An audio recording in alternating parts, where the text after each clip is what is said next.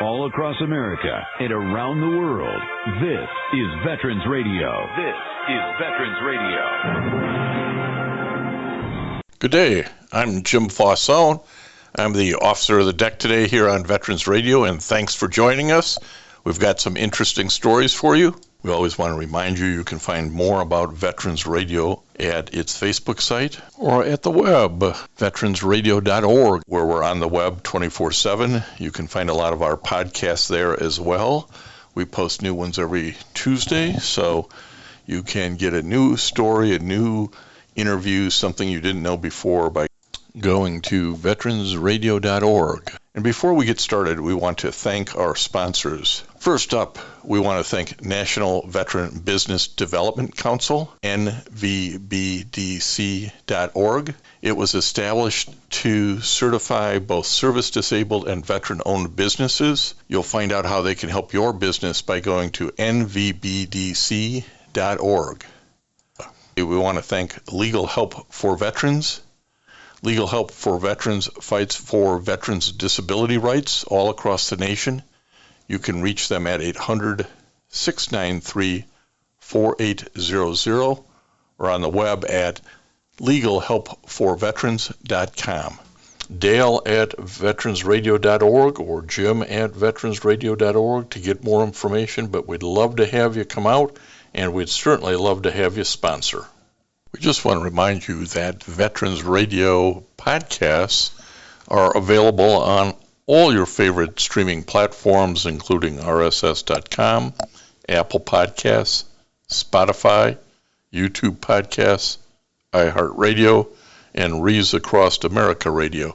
We want to welcome to Veterans Radio a Marine, Sean Libby, who's got a story to tell. I don't know how to phrase the story. It's not interesting. It's an important story to tell that maybe our veteran radio listeners can help out on.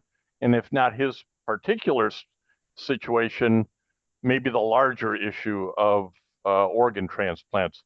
Sean, welcome to Veterans Radio.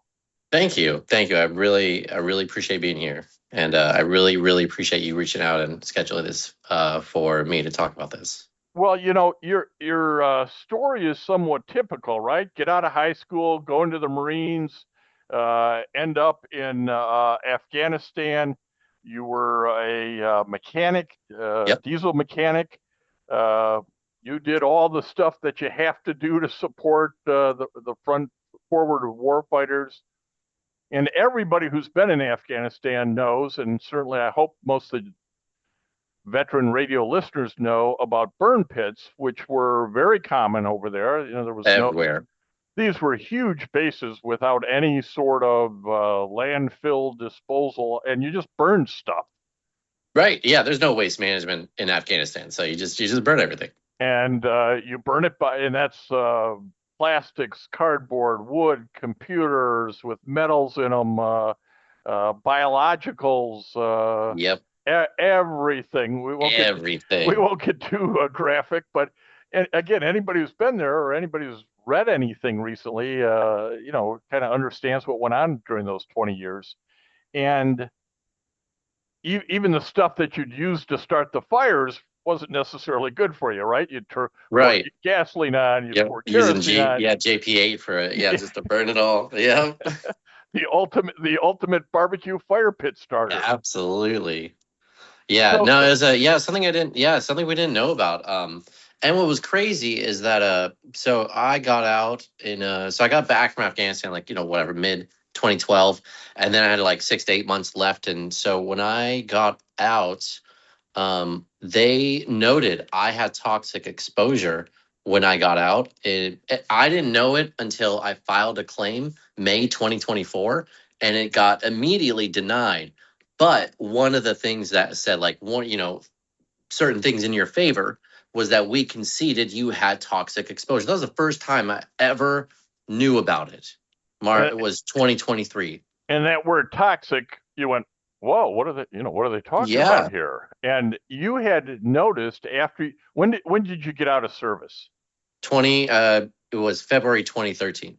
So you had noticed sometime after that, I think I read somewhere, quite a number of months later, you started to have some health issues. When I got out, I didn't notice I had health issues when I got out, but they put me on some medications, a torvastatin and lisinopril for like cholesterol. I wasn't even sure why they put that on me, but they just gave it to me. I took it. And then that was in 2014. I had moved to Michigan in 2014 to the UP, which you know that. Oh, You're in yeah. Northville? Yeah. So I moved to the UP in 2014. I actually was going to like Great Lakes boat building school. So I did some traditional, got into a trade school, and I got with the VA there.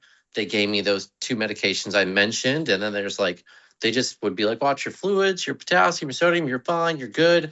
And then 2015, I had gotten a sleep study done, and I was diagnosed with moderate to severe sleep apnea in 2015. And then after that, I really started focusing. I was going to the gym. I was eating healthy, eating protein. I was just, getting really healthy. And then 2017 came around, and then they were like, hey, let's do a biopsy on your kidney. And I was like, okay. So we did a biopsy. They're like, you have IgA nephropathy and FSGS. And I didn't know what that meant at all. And it was this this Indian nephrologist. And I say Indian because he just had a very thick accent, so it's somewhat hard to understand him. So he hands me this handwritten script for like prednisone and for some other meds, and he's like, "Go down to Walgreens, go grab it." And I go down to Walgreens and like, and they asked, "Are you gonna pay for this out of pocket? These are very expensive." And I said, "No, I can't afford this." So shortly after that, that was late 2017, and then 2018, I moved to Washington here, and I get with the VA here. And same thing, it's lisinopril, torvastatin. They're like, hey, watch your sodiums, watch your potassiums, but you look great. You look healthy. You're fantastic. How are you feeling at that point? I felt fine, but when I think about it, something deep inside me felt off. Something felt off. I didn't feel quite right. And that's why I was like going to the gym. I was eating really healthy. I was like tracking, my proteins, carbs, and fats. And like, despite me fighting this feeling, like it still felt off. Something felt off still. And then so yeah, that was 2018, 2019, and then so it wasn't until 2023 that I went into full kidney failure. Late 2022, I started having more symptoms, itchy legs. I was having unexplained tiredness, but I brushed it off. It wasn't a big deal. Other than that, I was like doing okay, working full time, busting my butt. You're a young guy. You're healthy looking. Exactly. You're going like, I don't, maybe I just like party too much, or I got to sleep more or something. But I'll sleep more. Maybe I'm not sleeping good. I got a CPAP machine, so whatever. It could be that. But I'm eating healthy. I'm going to the gym. I'm working full time, working my butt off. And then February 2023, January, February, I started retaining so much fluid. Right. It was getting so hard to breathe. I was getting exhausted just doing simple stuff. I finally went to the ER February 2023, and they're like, Sean, you have end-stage kidney disease. You're going to need dialysis. You're going to need a kidney. And those are the first time I've ever heard those words. I've never heard dialysis or organ transplant in my life until 2023 of February. And then, And this is what I want to get across to folks, is that it's a process of, you outlined the number of years it took, and really it was the fluid buildup that kind of manifested, hey, my kidneys aren't working right. I'm not I'll use the polite term, I'm not voiding this stuff out. I'm retaining all this fluid. But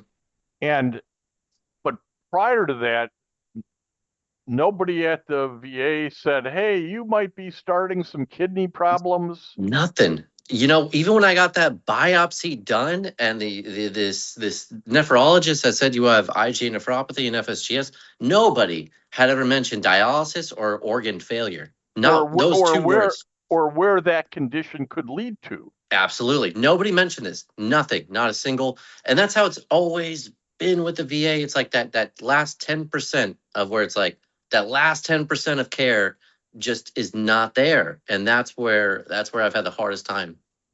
So after 2023 into 2024, you begin thinking about, like, how did this happen to me? Yeah. And kind of in your research, or was there a doctor or a nurse who said, hey, you know, that toxic exposure you had from the burn pits, that could have been a source? No, no. I started dialysis February, I went into failure, and the VA still was like, hey, let's put you on some diuretics. Let's put you on torocimide and furosemide, and let's see if this goes away. And then so I went February, March, April, and it was just getting worse. It wasn't until a civilian doctor in May said, Sean, if you don't get emergency surgery, if you don't get emergency dialysis this weekend, you're not going to make it. So I had to do that. I had to go out of my way, go to the ER, opt for dialysis, and then yeah, the first time I experienced it, I had a little it was like a mini seizure, a vasovagal little moment, but finally I was getting some fluid off of me, and then I started dialysis. It wasn't until it wasn't until I thought of it until a year later, May 2024, when I was like, damn, is this really my fault? Like, is this not something to do with the military? Because I'm at the time I'm 34. Why do I have like why am I dealing with kidney failure at 34?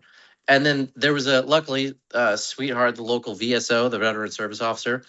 I reached out to her. She's like, file a claim, and I'm like, oh duh.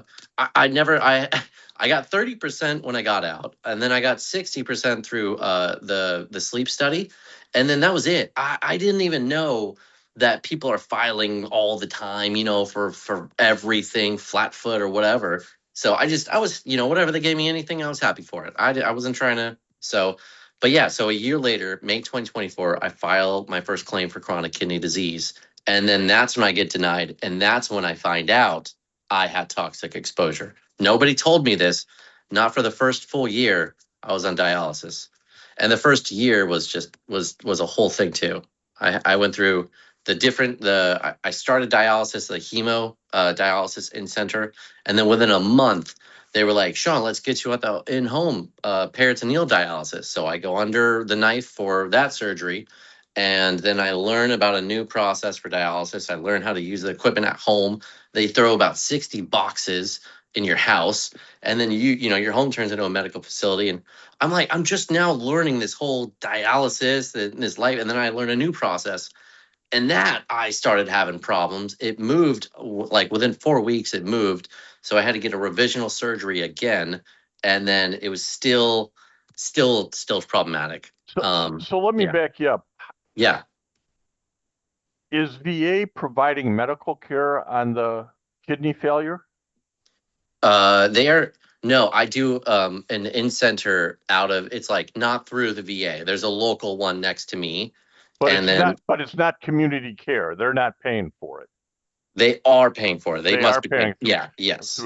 Through community care. Okay, yes. Good. It's called DaVita is the name of the company. It's a national, DaVita's a national dialysis company. I've seen them all around the country. And right. One of the things here is I want to highlight for folks is that while the PACT Act of 2022 made all kinds of diseases related to burn pits from Vietnam to Afghanistan, presumptive conditions, chronic kidney failure is not. No, it's not. It's not one of them. So yeah, it took me a year to fight. I was fighting for a year with them. So you had to go out and get a private medical, what they call a nexus letter. And for folks who aren't intimately involved in this area like you are, or I am as a disability lawyer, you get a medical doctor who says it's more likely than not this is from this exposure in service. Yes. So how did, again, VA doesn't recognize it as presumptive. How did your doctor convince them, hey, this is tied back to his service? So I had my first nephrologist. He retired shortly, but he wrote me a letter, and he had even mentioned, about I had some numbers showing that I had elevated numbers when I was getting out, and so he had noted it as least likely as it is not. And his letter was actually pretty helpful. And then when he retired, there was a new nephrologist I was signed, and she also wrote me a letter too, advocating, saying, that, hey, this is not, this has, ties back to the burn pit exposure. And Yeah. I mean, really, those two And, letters were huge for me. and one of the things that a lot of veterans with non-presumptive problems do is they kind of give up. They say, well, F the VA, Hmm. you guys never helped me, I'm going somewhere else. But the disability line or silo at the VA is different than the healthcare silo. And you had to keep appealing the disability denials, and you got some lawyers to help you do that. I And did. ultimately tell us what happened. So shortly after getting denied, I got denied twice, and then the VSO, she had reached out to, referred me to the National Veteran Legal Services Program, Correct. and they were wonderful. I had a lawyer, Mr. Ryan Kelly. He had all of the information. He had all of the showing the burn pits and everything tied back to because I went to in Afghanistan. I was in Camp Leatherneck, Fob Nole, and Fob Delaram. And all three of those places had burn pits, and he had all the information on those three places. And so he was really, really advocating and fighting for me. And it took a lot. I think 5 denials. And we were caught in this loop because the VA, whenever when they get whatever, just the process they go, because they won't make the decision on themselves, but they will always hire a medical examiner to do it. Always an outside medical examiner. So they would assign a medical examiner. That medical examiner, I swear they are trained to say no, because I've filed complaints with each of the companies that those medical examiners were working for, because like they'd call me on the phone. I'm like coming out of dialysis, and for example, the first one, she's like, "So what symptoms are you having that tell you have kidney failure?" And I'm coming out of dialysis, so I was like, "Are you kidding me right now?" And so I knew my little attitude to her. I knew I was going to get denied, but yeah, she was like, "No, not related." And then get denied, but then you can submit, what is the word for it? A revision or Supplemental claim for more thank you. information. Yeah. Yeah. So I submitted that, and then they go back to another medical examiner, and then I see that person in person. And then despite all, she denies me. And then we go back again. And then I get another person. And then we get denied again. So we're in this circle. And then I finally get approved by, because, once you get denied, you can request an informal hearing with a decision maker. Right. And that's a rule. I didn't know about that. I mean, Mr. Ryan Kelly, the lawyer for NVLSP, he knew. But I mean, how could any veteran on their own ever know that you can request an informal hearing with a decision maker? No. So we get in this and we're like, hey, we're getting caught in this loop here, like every single time. So after a year, I finally got approved for it. And that has been, a godsend, being able to at least, I was coming into financial, like losing my home. I was going to lose my car. I was falling months behind on all my payments. And despite all, so luckily that worked out. And So I'm very thankful for that. You are now getting your disability payments, but you're getting your dialysis in the community. VA's Yes. picking that up. But you're on a transplant list, right? You need this is the part, again, most folks never have experienced this, so I want to educate our veteran radio listeners a little bit here, Sean. Mm-hmm. Kidney disease, chronic kidney disease, doesn't reverse itself. There isn't a medication that fixes this, or a surgery, clip a little this and take. So you're on a transplant list. You needed a kidney from somebody. Mm-hmm. I do, yes. And when you get with, like, I'm active on the VA Portland transplant list, and I'm inactive, but I'm accepted on the Swedish transplant out of Seattle, because when you are a veteran, you can have one VA transplant and one non-VA, so you get to be dual listed, which is great. I'm working with Swedish because I'm inactive until I get a few things settled with them that would satisfy theirs, because they are a little bit more in depth about their process than the VA is. But both of those are a deceased donor, and that's, I mean, to get off dialysis and have a more normal life is absolutely, that's my life goal now, is to have that. But a deceased donor has an average of 8 to 12 years versus a live donor, which can be 20 plus. So it's just the difference in life is just so much longer whenever you get a live donor versus a deceased one. I want to give a little background of research that I did getting ready for this, because we've never talked to anybody in this situation on Veterans Radio in 22 years of doing it. VA, I love that.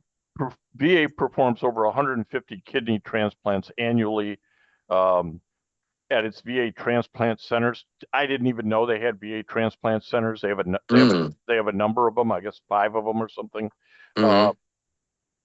About 16% of veterans who need kidney transplants actually go through the VA transplant center, but 84% received a kidney at a non-VA transplant center. That's what you're talking about, where you're with in Seattle with Swedish. So these are the sorts of things that like people don't think about. Wow, I mean, this is, and I found on the internet there's like 100,000 people on kidney transplant lists. So when Sean says, "Man, I'm waiting, I'm on 2 lists, but I'm waiting," that's a lot of people. If people are like waking up to this because they're listening into you and saying, "Man, this guy got a raw deal," how do you help out? And maybe not even just help out Sean, that'd be great, but how do people help others who may need a kidney on a transplant list? I think advocating for yourself. I think advocating for yourself, like instead of, because in the military, it's always like you go and you change your socks, you take some Motrin, you keep going. Like that's Right. what we did. But like you really need to advocate for yourself. Like not just what are we at? Just a few months ago, I had another Marine buddy that I was with. We were in Afghanistan the whole time. He's like, hey, I'm having issues. Like I'm getting tired. My legs are itching. I'm having problems. Like. And I'm like, bro, you need to bring this up now. You need to take this seriously. So it's really, if something doesn't feel right, you have to say something. You really need to advocate for yourself, because I don't know what the system, like, it feels like, the system is just overloaded. And so it's so hard if you don't advocate for yourself, they're going to think you're fine. You really need to. One of the things I'd add to that is, at least the VA doctors know what burn pits are and what toxic exposure is. But if you're out in the community and you've got a private doctor, they have no idea what you experienced in the military.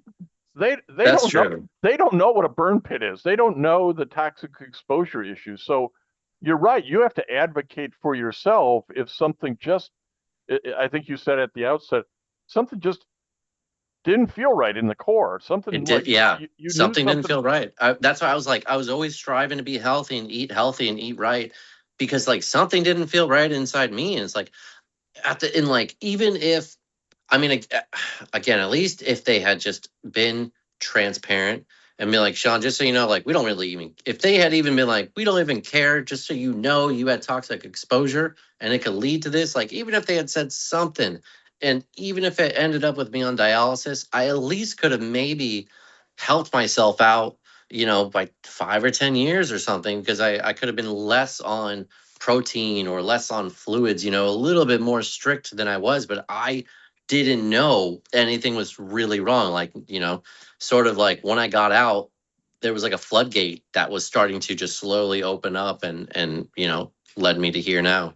Is there a way for folks to find out if they have a kidney that works for you, or is this more of you're trying to get the word out that, hey, sign the donor form on the back of your driver's license so that if you pass away and your kidney's still good, somebody else gets it? I have been working with this sweet lady, Miss Mickey Jackson. I think she reached out to you guys. She did. She wrote me an article asking for a live donor. And so there is a person on here trying to help me out because I'm O, because my blood type is O. And so, which means I'm the most common one. Which means a type O usually is like the longest, like 7 to 8 years on dialysis before you get a kidney.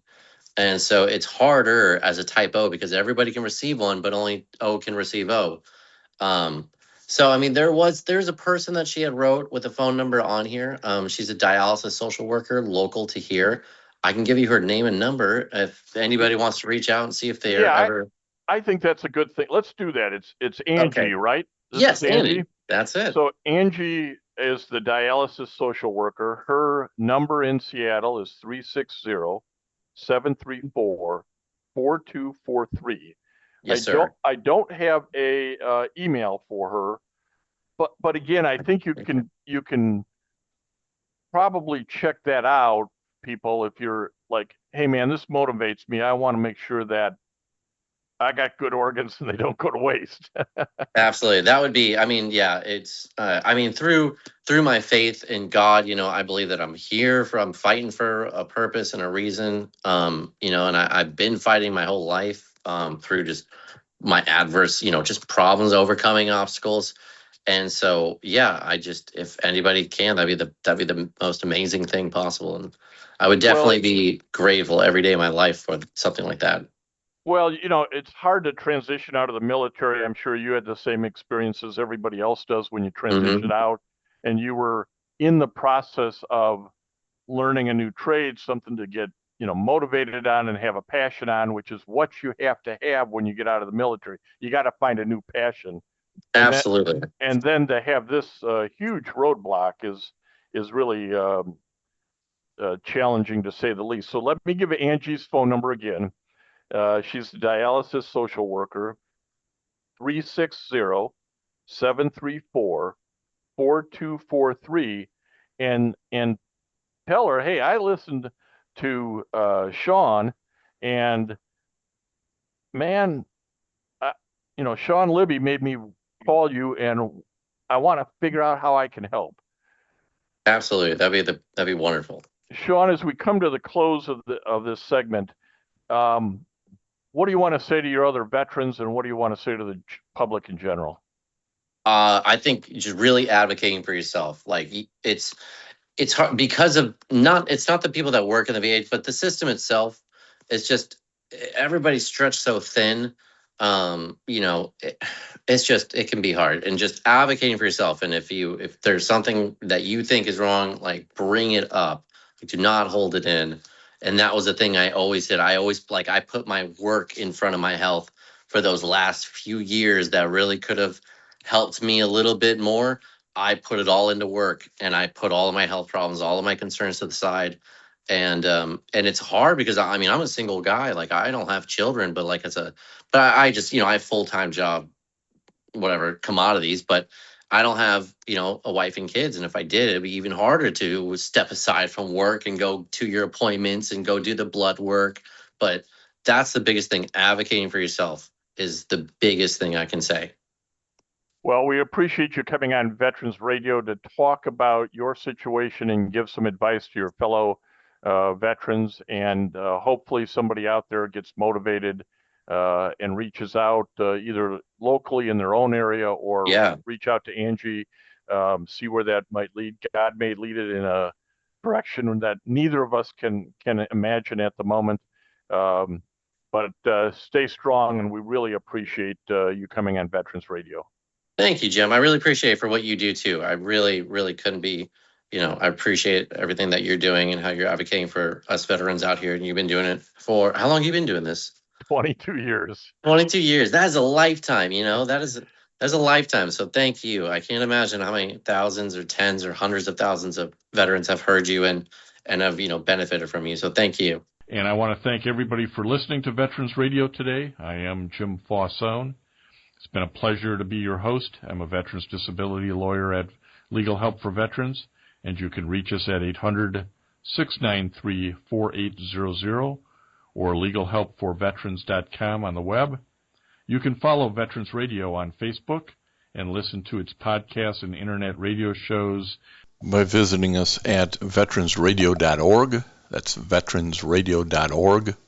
We again want to thank our national sponsors, the National Veterans Business Development Council, nvbdc.org, Legal Help for Veterans, a veterans disability law firm with a national practice before the VA, can help you on your claims and your appeals. It can be reached at legalhelpforveterans.com or 1-800-693-4800. We also want to thank our local sponsors. This would include the Charles S. Kettles chapter of the Vietnam Veterans of America, that's Chapter 310, VFW Graf O'Hara Post 423, the American Legion Irwin Preskin Post 46 in Ann Arbor as well, the VA Ann Arbor Healthcare System, and certainly the National Vietnam Veterans of America Association.